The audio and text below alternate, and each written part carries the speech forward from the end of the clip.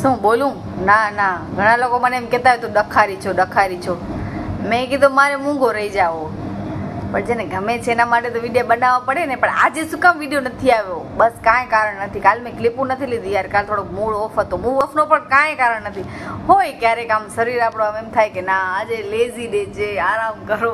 આજે હું પાર્લર પણ નથી ગઈ. મારું જે ક્લાસીસ જોઈન કર્યા છે ને એમાં મારો કાંઈ ફોલ્ટ નથી, હું તો જવાની જ હતી.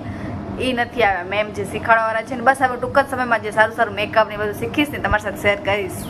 યાર મને શું સૂજ્યું તો કે મેં આનામાં રસોઈ કિચનનો લઈ લીધો કન્ટેન્ટ.